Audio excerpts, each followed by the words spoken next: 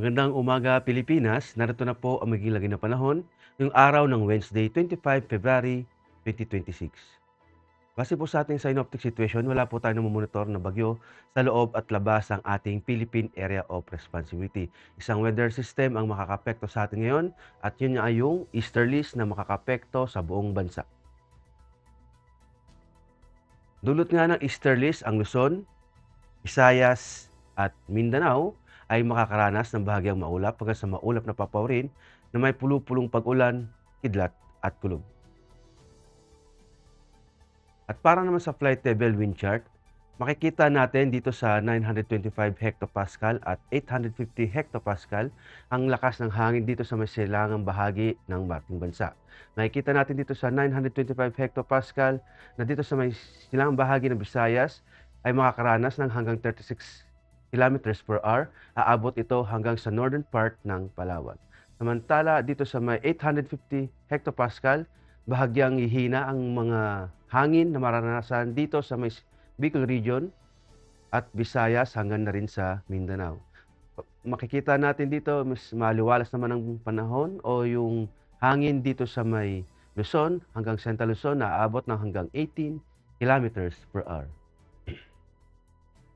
At pagdating naman dito sa 700 hectopascal, meron tayong makikitang isang anticyclonic dito sa may northern at central Luzon.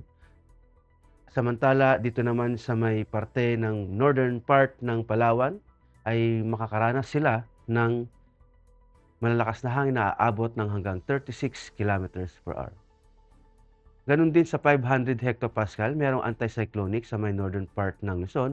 Indikasyon ito ng maganda ang panahon at aabot ang hangin hanggang 18 kilometers per hour.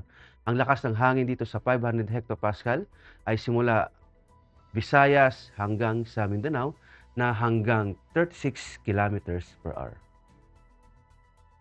At para naman sa impact to flight operation, dulot nga ng easterlies ang Metro Manila at sa buong bansa ay ang main hazard ay warm and humid air from the Pacific enhancing convective activities.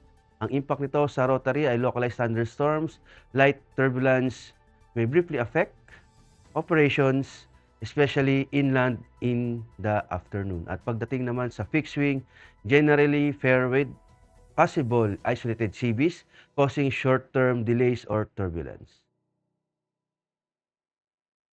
Para naman sa astronomical information, ang araw ay sisikat ng 06:15 at lulubog din naman mamayang 18:03.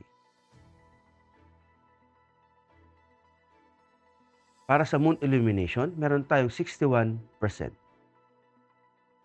At para manatiling updated sa lagay at pagtayo ng panahon, i-follow lamang ang Air Force Weather Center sa mga social media accounts.